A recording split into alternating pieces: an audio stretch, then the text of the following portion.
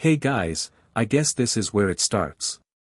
For 6 years, I thought I had it all, a beautiful wife, 4 kids, and a life we'd built from the ground up. I'm 35, she's 33, and we've been through a lot together. We met when I was in college, right when I was trying to figure out who I wanted to be. She was always the one who made me feel like I could take on the world. We clicked. She was smart, driven, the kind of woman who seemed to have all her stuff together. We got married not long after graduation, bought a house in the suburbs, and eventually had 4 kids in quick succession. Life got crazy, but we managed. Or at least, I thought we did. Now I'm looking back, wondering if I missed the signs or if she was just that good at hiding it. I guess it doesn't matter now. This is hard to even talk about, but I need to get it out there. You know how it is, when you get that gnawing feeling that something's off, but you can't quite put your finger on it. That's where I've been for the last few months.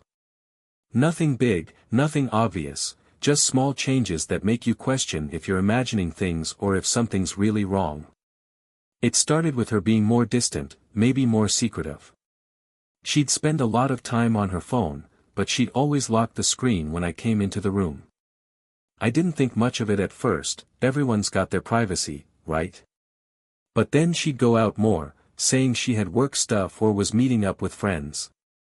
Again, nothing huge, just enough to make me wonder. When I asked her about it, she brushed it off like I was being paranoid, even got annoyed with me for questioning her. And I felt like a jerk for even bringing it up. But that's just the thing, the feeling wouldn't go away.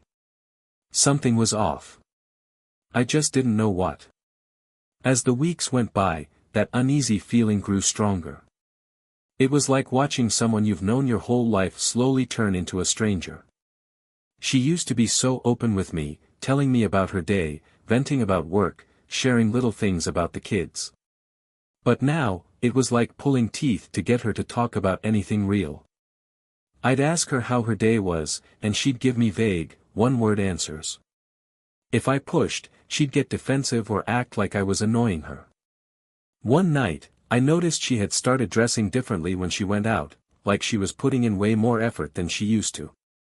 Don't get me wrong, she's always been beautiful, but this was different. She started wearing clothes she hadn't touched in years, doing her hair and makeup like she was going on a date. When I asked her about it, she'd laugh it off, saying she just wanted to look good for herself. I remember this one time, she was heading out to meet some friends from work for drinks. I casually asked if I knew any of them, and her face just changed. It was so quick, but it was like a flicker of panic. She recovered fast, of course, telling me it was just some people I wouldn't know. That moment stayed with me, though. That little crack in her armor. I didn't say anything else, but I started paying more attention after that. It wasn't just her going out more, either. Even when she was home, she was distracted, always on her phone or in another room. I'd catch her texting late at night, smiling at her screen, but if I asked who she was talking to, she'd snap, saying it was just work stuff or a group chat. It was like there was this wall between us, one that I hadn't seen coming and didn't know how to tear down. But every time I tried to get close, she'd push me away with some excuse. There were moments I thought I was losing my mind, wondering if I was overreacting. Maybe she was just stressed from work. Maybe I was reading too much into things. But deep down, I knew something was going on. I just didn't want to admit it to myself yet. After that night, things between us got even more tense.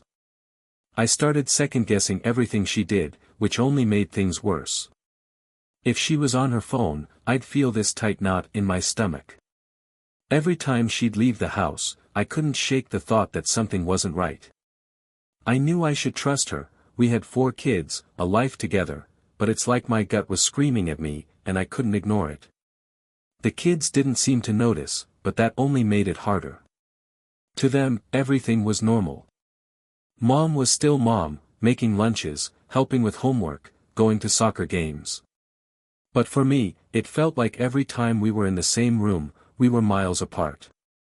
She wasn't the woman I married anymore. There was something guarded about her, like she was holding on to some secret that she didn't want me to find out. It got to the point where I stopped asking her where she was going or who she was with, mostly because I didn't want another fight. The last time I asked, she blew up at me, telling me I was acting controlling and insecure. And maybe I was. Maybe all the sleepless nights, replaying every conversation in my head, were getting to me. But I couldn't shake this feeling that something was slipping away. One night, I decided to stay up late, waiting for her to come home. She had told me she was meeting up with a few colleagues after work for a drink, which had become a regular thing lately. But when I looked at the clock and saw it was past midnight, I started to worry. When she finally walked in around 1 a.m., she seemed startled to see me sitting on the couch. I asked her how the night went, trying to keep my voice calm, but I could tell she was tense. She gave me some vague answers about work drama and then went straight to bed without another word. I sat there for a long time after she left the room, just staring at the empty space where she'd been sitting, wondering if I'd lost her for good. The next morning, she acted like nothing had happened, like our late-night conversation didn't matter. But I couldn't forget the way she avoided looking me in the eye when she came home. Something was happening. I just didn't know what yet. Things were starting to unravel, and I knew I had to figure out what was going on. The distance between us was impossible to ignore, and every day felt like I was walking on eggshells around her. She wasn't just pulling away, she was hiding something. I just didn't have the proof. But that all changed when I stumbled across the first real red flag.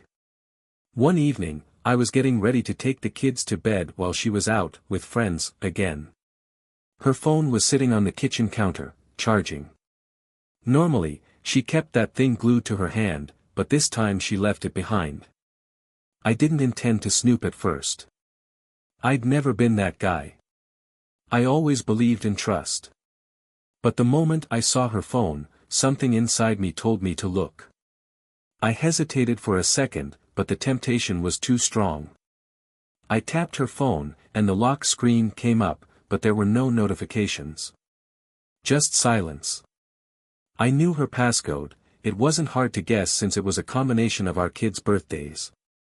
When I unlocked it, everything seemed normal at first. Texts from friends, work emails, nothing suspicious. But then I found something. There was a chat under the name, Sam, which didn't ring any alarm bells right away because she'd mentioned that name before. I thought it was just a colleague from her office. But as I scrolled through the messages, I noticed that a lot of them had been deleted.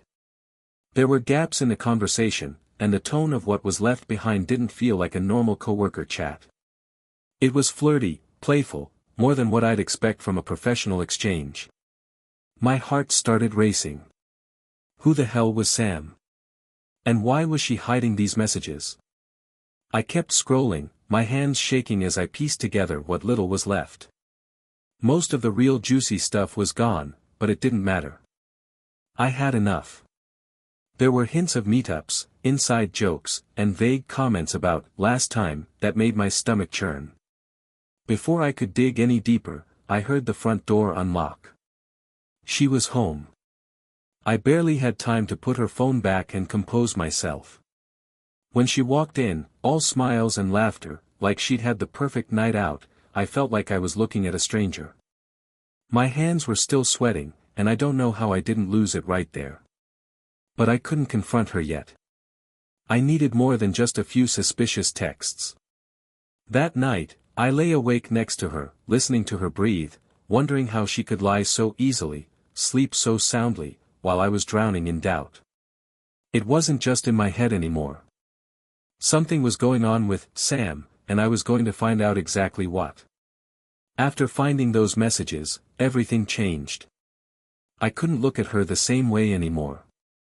Every word she said felt rehearsed, every smile forced.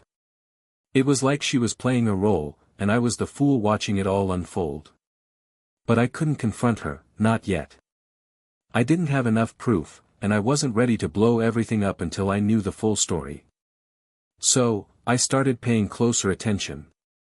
When she'd leave the house, I'd note the times and places. She always had a reason, work, errands, the usual stuff, but her explanations never sat right with me anymore. Every time she was out late, my mind would race, wondering if she was really where she said she'd be, or if she was with him. I noticed little things around the house too. She was more careful with her phone, always keeping it close, and when she thought I wasn't looking, I'd catch her deleting texts or flipping her screen away from me. It was subtle, but it was there. She was hiding something, and the more she tried to act normal, the more obvious it became. One Saturday, I told her I was taking the kids to the park for a few hours. She didn't seem fazed, just said she had some work stuff to catch up on. That was the excuse she'd been using a lot lately. As I packed the kids into the car, I noticed her texting someone quickly, her face a little too serious. I didn't say anything, but after we left, I decided to come back early. After an hour at the park, I told the kids we were going to stop by the grocery store on the way home. I made sure to take my time, giving her plenty of space to think I'd be gone all day. When we got home, the house was quiet. Too quiet. My heart was pounding as I walked up to the front door. What was I expecting? I wasn't sure. But I had to know. I walked into the kitchen, and everything seemed normal. She wasn't downstairs, but her car was still in the driveway. I checked the living room, empty. That's when I heard a voice coming from upstairs. At first, I thought maybe it was the TV, but then I heard her laugh, a low, intimate kind of laugh I hadn't heard in months. My stomach dropped. I motioned for the kids to stay downstairs while I crept up the stairs, trying to stay as quiet as possible. When I got closer, I realized she was on a phone call. She didn't hear me coming, and I could hear her voice clearly now, soft and sweet in a way she hadn't spoken to me in a long time. "I miss you too," she said, her voice barely above a whisper. There was a pause, and then she added, "Soon, I promise." That was all I needed to hear. I turned around and went back downstairs, my mind racing, but I kept it together for the kids. I didn't know who she was talking to, but deep down, I already knew. It was Sam. It had to be. That moment solidified everything for me. It wasn't just a feeling anymore, it was real. She was cheating. I didn't need to hear any more words, didn't need to catch her in the act. That call was enough. The way she spoke, that softness in her voice, it was for someone else. Someone who wasn't me. And the worst part? She didn't even seem guilty. Like it was just part of her routine now. I didn't confront her that day. I wanted to, believe me. I wanted to storm upstairs and demand answers, but I wasn't ready. My kids were downstairs, oblivious to the storm brewing in our house. I couldn't blow up their world like that. Not yet. I needed to figure out how to handle this without losing everything, especially for them. Over the next few days, I started planning. I decided I was going to talk to my best friend, Adam. We've been tight since high school, and if anyone could give me advice on how to handle this, it'd be him. But I also had another reason for going to him, his dad, Mark. You see, Mark and I had gotten close over the years too. He was always like a second father to me. He was around a lot, especially since Adam lived just down the road from us. And lately, I'd noticed that whenever Mark was at Adam's house, my wife seemed to gravitate toward him.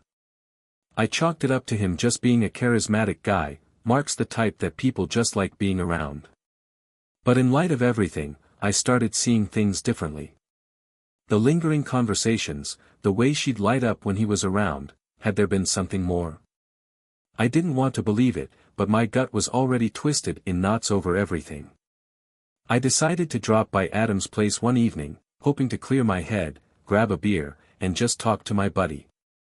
My wife wasn't home when I left, said she was out with some work friends again. So, I figured this was a good time to get Adam's advice, maybe spill what had been eating me alive. As I pulled into Adam's driveway, he was just heading out for a quick errand.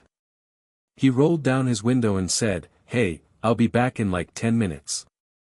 You can just wait inside, grab a beer from the fridge." I nodded, trying to act normal. "Yeah, sure. Thanks, man." And then I stepped into the house. At first, everything seemed fine. I walked through the living room, heading toward the kitchen to grab that beer, like Adam said. But just as I turned the corner, I froze. There, on the couch, was my wife, and Mark. They didn't see me at first. They were too busy with each other. His hand was on her thigh, and they were laughing, leaning in closer than any friends should. My blood ran cold. All the air left my lungs. This wasn't Sam. This was Mark. My best friend's dad.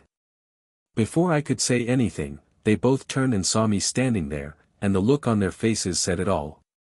Time stood still. My mind couldn't process what I was seeing, my wife, the mother of my 4 kids, sitting there with my best friend's dad, in Adam's house, like it was the most normal thing in the world. They stared at me, their faces pale with shock. Mark's hand, still resting on her thigh, jerked back as if he'd just touched fire. For a second, no one said anything. The silence was deafening, and I could feel my heart pounding in my chest like it was going to burst. Every single doubt, every sleepless night, every moment of suspicion, it all came crashing down on me at once. It was them. It had been them this whole time. What the hell is going on here? I finally managed to say, my voice trembling with disbelief and anger. My wife, her name is Emma, stood up, smoothing her dress as if she could somehow make the sight less humiliating. Her mouth opened, but no words came out. She glanced at Mark, and I saw the panic in her eyes, the gears in her head turning as she tried to come up with something to say, something that might explain all of this. But what explanation could she possibly give? Mark, usually the confident, smooth-talking guy everyone liked, looked like a deer caught in headlights. He was an older man, in his 50s, and for years I'd looked up to him, respected him. And now, here he was, standing in front of me, betraying me in a way I never thought possible. I can explain, Emma stammered, but there was no conviction in her voice. No apology, no guilt, just panic. Explain. I echoed, my voice rising. Explain what, Emma? Explain why you're here with him. Explain how long this has been going on. Because I'm done pretending like I don't know something's been wrong for months. Just tell me the truth. Tears welled up in her eyes, but I wasn't sure if they were out of guilt or fear of getting caught. She looked at Mark again, like she was waiting for him to say something, to rescue her. But Mark didn't say a word. He just stood there, his eyes fixed on the floor. How long? I demanded, my voice cracking with hurt and rage. How long has this been going on? There was a pause. It felt like an eternity. Finally, Emma spoke, her voice barely a whisper. 3 months. 3 months. 3 months of lies. 3 months of sneaking around, of her looking me in the eye and pretending nothing was wrong. 3 months of her being with Mark behind my back, in my best friend's house. I couldn't take it. I felt like the ground was falling out from under me. My chest tightened, my vision blurred. I could feel the rage building, but more than that, I felt betrayed. Not just by Emma, but by Mark too. This man, who had been like family to me, had crossed a line I never thought he'd even approach. Just then, the front door opened. Adam walked in, holding a 6-pack in one hand, his keys in the other, completely unaware of the bomb that had just gone off in his living room. "What's going on?" he asked, looking at the 3 of us standing there, the tension so thick you could cut it with a knife. I didn't even know how to begin. I didn't have the words. But I knew this was about to destroy more than just my marriage. Adam walked in, grinning, completely unaware of the storm he'd just stepped into. I remember standing there, trying to hold it together, but I was shaking with anger, hurt, and shock. Emma wouldn't even look at me. Mark had gone pale, and Adam, he was about to get blindsided. "What's going on?" Adam asked, his smile fading as he looked from me to Mark and then to Emma. He could sense something was off, but he had no idea how bad it was. I wanted to say something, but the words wouldn't come. How do you tell your best friend that his dad, someone he trusts, someone you trust, is sleeping with your wife? How do you destroy someone's life in a single sentence? I started, but my voice cracked. I was staring at Emma, waiting for her to say something. To own up to what she'd done. To at least try to explain herself. But she just stood there, frozen, like she wished the floor would swallow her whole. Mark was the first to speak. "Adam," he said, his voice strained, "this isn't what it looks like." Adam's brow furrowed in confusion. "What do you mean, Dad? What is this?" And then, without thinking, the words just came out of me, raw and filled with all the emotion I'd been holding in. "They've been having an affair," I said, my voice trembling but clear. "For the past 3 months." Adam's face went blank. Like he didn't understand the words. He blinked a few times, looking from me to Mark, then back to me. "Wait, what?" he asked, as if he hadn't heard me right. "What the hell are you talking about?" Mark tried to step forward, but Adam threw his hand up, stopping him. "Dad, what's he talking about? Is this some kind of sick joke?" "It's not a joke, Adam," I said, feeling my throat tighten. "I walked in and found them here, together." Adam's eyes went wide, and I could see it, the moment the truth hit him. The disbelief. The betrayal. I knew that feeling all too well. He turned to his dad, and I could see the devastation in his face. "You?" he asked, his voice shaking. "With her? With his wife? Are you serious right now?" Mark stammered, trying to explain, but Adam wasn't having it. "Don't you say a word," Adam snapped, his voice filled with rage. "You're sleeping with his wife. You've been lying to me, to him, to everyone." I stood there, watching everything unravel, but it felt like I wasn't even in my own body. Like I was watching it happen from a distance. Emma was still frozen in place, silent, while Adam looked like he was ready to explode. Mark tried to explain. "Adam, I didn't mean for this to happen. It just..." "Don't," Adam cut him off, his voice low and dangerous. "Don't try to justify it. You've destroyed everything. You've ruined our friendship, our family. For what?" Mark's face was a mix of regret and shame, but it didn't matter anymore. The damage was done. And then Adam turned to me. "Man, I'm so sorry. I had no idea. I swear to God, I didn't know." I could see how much this hurt him, how much it was destroying him to find out that his dad, his hero, had done something like this. "I know," I said, my voice breaking. "I know you didn't. But there was no way to fix this. Not for me, not for Adam, and certainly not for Emma and Mark." I didn't wait for more excuses. I couldn't stand there any longer, feeling like a fool while they tried to explain away months of lies and betrayal. Without another word, I turned and walked out of Adam's house, leaving them standing in the wreckage of the lives they'd destroyed. As I got into my car, everything hit me at once, the anger, the heartbreak, the sheer weight of the betrayal. I had no idea what I was going to do next. All I knew was that life as I knew it was over. After I walked out of Adam's house that day, I felt like I couldn't breathe. The weight of everything came crashing down on me, suffocating me with anger, pain, and disbelief. I had spent years building a life with Emma, 6 years of marriage, 4 kids, home, and she had thrown it all away for a fling with a man who was like family to us. I couldn't believe how easily she had shattered everything we'd built. That night, I didn't go home. I drove around aimlessly, trying to make sense of everything, but the truth was, I couldn't. There was no making sense of this. I pulled over to the side of the road at some point, just sitting there, staring into the dark, trying to figure out what I was going to do. And then, for the first time in weeks, I had clarity. This marriage was over. There was no coming back from this. Emma had betrayed me in the worst possible way, and I couldn't forgive her. I wouldn't. And I couldn't let her continue to poison my life and the lives of our kids with her lies. The next morning, I went home while Emma was still out, probably trying to figure out how to spin this in her favor.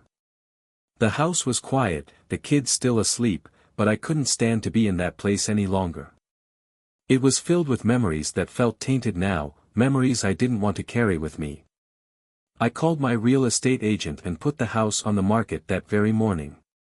I didn't care what it took, I was done with this place, and I wanted to start over. Somewhere far away from all of this. When Emma came home later that day, she knew something had changed. I was sitting in the living room, waiting for her, my mind already made up. "I know what you're going to say," she started, her voice soft, trying to play the role of the remorseful wife. "But we can fix this. We can work through this." "No, we can't," I said, standing up and facing her.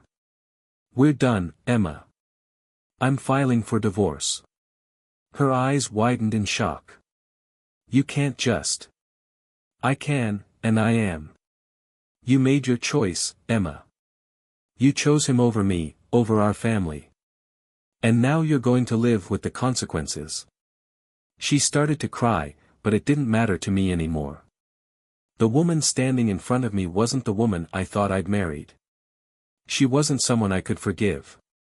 "You won't see the kids for a while either," I said, my voice cold, detached. "You need to figure out your life without dragging them into it." "You can't do that," she cried, panic rising in her voice. "You can't take them away from me." "I can, and I will," I said firmly. "You've been lying to them, lying to me. You don't deserve to be in their lives right now. I'm taking them with me, and we're leaving South Carolina. You want to be with Mark so badly. Go to him. But I'm done." Her tears turned to anger. "You can't leave me with nothing," she screamed. "This is my life too. You should have thought of that before you threw it all away," I said, turning toward the door. "The house is going up for sale. You'll get nothing. No home, no money, no more lies. You can go stay with your lover." I didn't wait for her to respond. I walked out of the house, knowing I was leaving her in ruins. And honestly, I didn't care anymore. She had destroyed everything we had, and now she would have to face the consequences. I packed up the kids and made arrangements to head to New York. I'd always wanted to move there, start fresh in a new city, but Emma had never wanted to leave. Now, I had no reason to stay. The kids and I needed a new beginning, and New York was where we were going to find it. In the following weeks, everything moved quickly.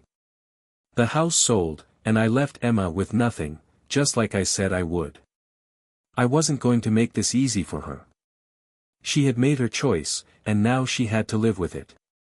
As for me, I was ready to move on, to give my kids the life they deserved, away from all the lies and betrayal. I wasn't sure what the future held, but I knew one thing for certain: I was done with South Carolina, and I was done with Emma. This was the beginning of a new chapter for me and the kids, and Emma would be nothing more than a painful memory. Moving to New York with the kids felt like stepping into a completely different life. Everything I had known, everything I had been through in South Carolina, felt like a distant, painful memory. The kids adjusted quickly, thankfully. They were stronger than I gave them credit for, maybe even stronger than me at times. The city had a way of breathing new energy into all of us, and it didn't take long for us to settle in. The schools here were amazing. My oldest started at a great university, while the younger ones adjusted to their new schools without much trouble. I was able to keep my job since it was remote, so balancing work and family life wasn't as overwhelming as I thought it might be. It was a lot, don't get me wrong, but I had a sense of purpose now. I was determined to give my kids the stability they deserved, to move on from the chaos Emma had brought into our lives. And then, something unexpected happened. About a month after we moved, I got a message from Lisa, an old friend from my college days. We'd been close back then, really close, but life had taken us in different directions after graduation. I hadn't spoken to her in years, but apparently, she had been living in New York for a while now. She'd heard through mutual friends about what had happened with Emma, and she reached out to offer her support. I didn't expect much when I agreed to meet up for coffee. I thought it would be nice to catch up, maybe get a bit of emotional support, but nothing more. But when I saw her, it was like time hadn't passed at all. Lisa was just as kind, just as smart, just as understanding as I remembered. She didn't push me to talk about what had happened, but she was there when I needed to vent. She understood in ways I didn't expect. One coffee turned into more, and before long, Lisa became more than just a friend. She was a rock for me and the kids. She came over often, spending time with us, cooking dinner, helping the younger ones with their homework. The kids adored her, and honestly, so did I. I hadn't thought about starting a relationship again, not after everything, but it just happened. She fit into our lives so naturally. She became part of our new beginning, and it wasn't long before we started dating. Lisa was incredible with the kids. She wasn't trying to replace their mother, but she became someone they could trust, someone they felt comfortable with. It was like a weight had been lifted off all of us. For the first time in months, I felt like we were all starting to heal. We had a new life, a new routine, and for the first time, I wasn't looking back. But as life has a way of reminding you, the past doesn't always stay buried. One evening, while I was making dinner with Lisa and the kids were laughing in the other room, my phone rang. I didn't recognize the number at first, but when I picked up, I knew immediately who it was. It was Emma. Her voice was shaky, and she was crying before she even said a word. I don't know where to start, she said between sobs. I need to talk to you.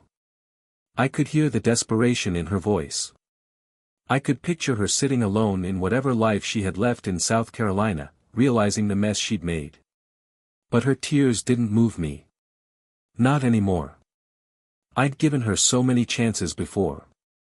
I'd tried to forgive, to work through it, but she'd made her choice. I want to fix things, she continued, her voice trembling.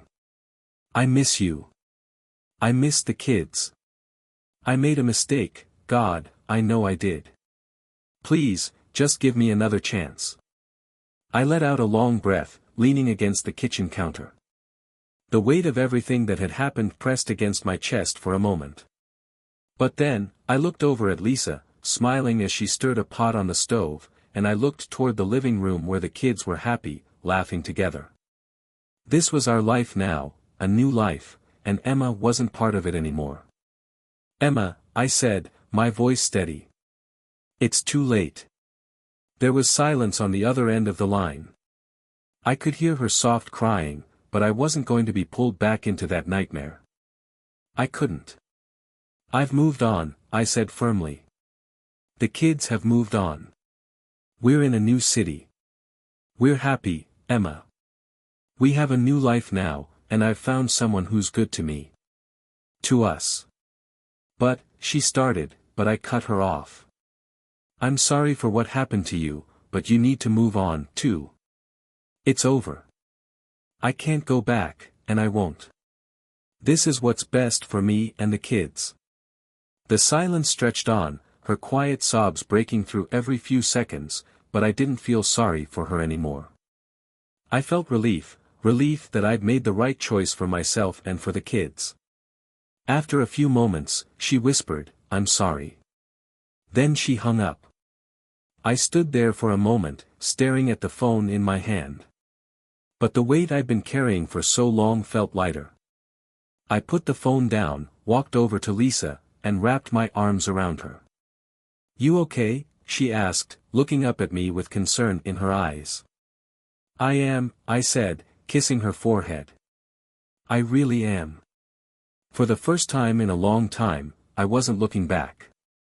I had a new life, a new love, and a future I could finally feel good about. A few weeks after Emma's tearful phone call, life in New York was moving forward like nothing had ever happened. The kids were thriving, I was getting into a solid routine with my remote work, and things between me and Lisa were better than I ever could have imagined. It felt like I'd finally stepped out of the storm and into a place where things made sense again. I was happier than I had been in years. But as life has a way of doing, the past came knocking once more, this time, in a way I wasn't expecting. One afternoon, while I was taking a break from work, I got a call from an old friend back in South Carolina. I hadn't spoken to him much since the move, but we still kept in touch occasionally. He'd heard about the divorce, about everything with Emma and Mark, and he just wanted to check in. After we exchanged some pleasantries and talked about how the kids were doing, he hesitated for a moment before dropping the bomb. "Look, man," he said, his voice low like he was about to share some deep, dark secret.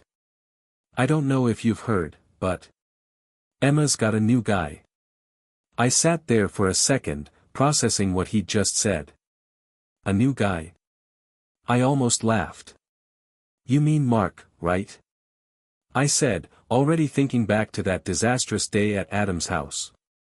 "No," he said quickly. "Mark's out of the picture. Has been for a while now. She's seeing someone else. I thought you should know." I felt this weird mix of emotions, surprise, a little disbelief, but mostly, I just felt nothing. There was no anger, no hurt, no sting like I would have felt months ago. I was over it, over her. Still, I was curious. "How long has this been going on?" I asked. "A few months, I think," he replied, sounding cautious. "Honestly, I'm not sure if she ever really wanted to get back together with you. It seems like she's been with this new guy for a while, even when she was calling you and saying she missed you." I let out a breath, shaking my head. Of course. Of course she had been lying. That phone call, all those tearful messages about wanting to fix things, they'd been nothing but manipulation. She'd been playing me, trying to keep me hooked, while she'd already moved on to the next guy. And you know what? It didn't even hurt. In fact, it made me realize just how far I'd come. "Do you know who this guy is?" I asked, more out of curiosity than anything else. "Yeah, some guy she met through a mutual friend. Younger, I think," my friend said. "I guess they've been pretty serious for a while now." Sorry, man. I know that's a lot to hear. But it wasn't. Not anymore. I was done with Emma's lies, with the endless web of deceit she spun around me and the kids. This latest revelation didn't surprise me, it just reinforced what I already knew: Emma wasn't someone I could trust. She never had been. And she never would be. "Honestly, I'm not surprised," I said with a shrug. "It's fine. I'm in a much better place now." We wrapped up the conversation, and after I hung up, I sat there for a moment, reflecting. I realized just how far I'd come from that man standing in Adam's living room, watching his world fall apart. That version of me would have been devastated by this news: another lover, more lies. But now, I just felt free. I had a new life in New York, a new love with Lisa, and my kids were doing great. Emma's manipulations no longer had any power over me. Whatever she did with her life, whoever she chose to be with, that was her problem now. I had everything I needed right here, and I wasn't looking back. Later that evening, as Lisa and I sat on the couch, watching the kids play a game in the other room, I told her about the call.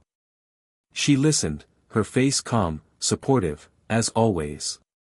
"And how do you feel about it?" she asked, her eyes searching mine. "I feel nothing," I said with a smile, realizing it was the truth.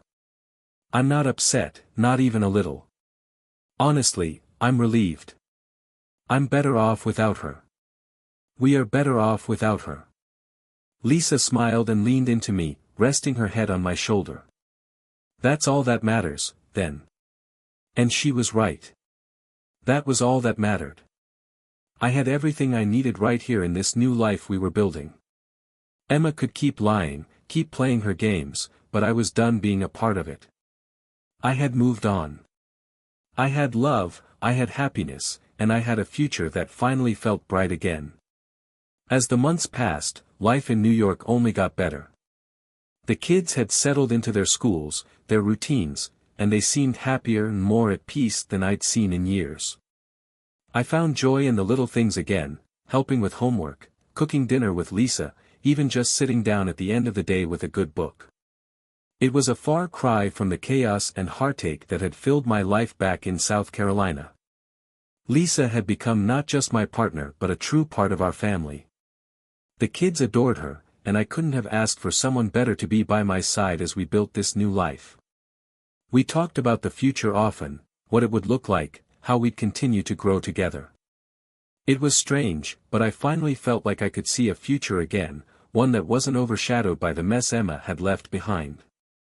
Speaking of Emma, after that phone call where she cried and begged to fix things, I didn't hear much from her. A part of me had expected her to try again, to reach out and attempt to pull me back into her web, but she never did. I guess once she realized that I knew about her new lover, the game was up. She couldn't play both sides anymore. I still thought about her from time to time, but the feelings had changed. Instead of anger or hurt, there was just indifference. She was part of my past, a chapter that I had closed for good. I didn't wish her ill, but I didn't wish her well either. She was just someone I used to know, someone who had made choices that tore our family apart. But that was her burden to carry now, not mine. One evening, as we were getting ready for bed, Lisa asked me if I had any regrets. It caught me off guard for a moment. Regrets?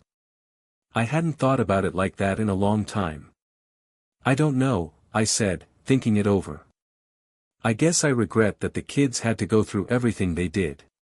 That they had to see their family break apart. Lisa nodded, her hand resting on mine.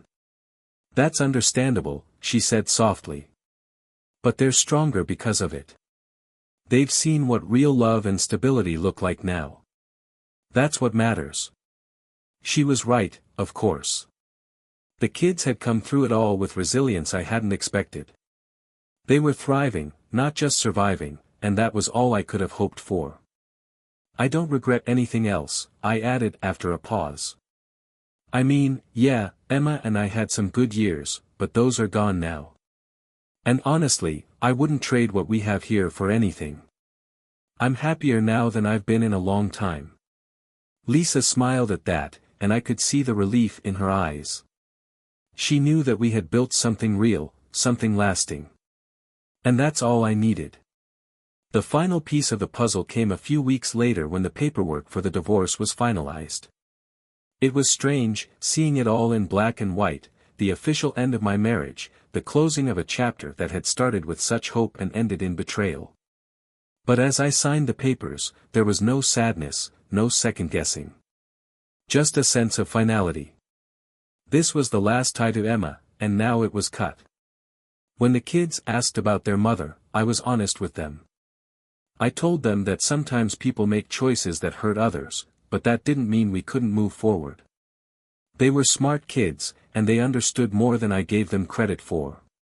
They'd seen what had happened, and while they still loved their mom, they knew where things stood. They had Lisa now, and they had me, and we were enough. Life wasn't perfect, but it was ours. We had a new city, a new love, and a new life. And as I stood on the balcony of our apartment one evening, looking out over the lights of New York City, I felt something I hadn't in a long time, peace. The storm was behind me, and in front of me was a future I could finally look forward to. This was the end of one story, but the beginning of a much better one. And I was ready for whatever came next.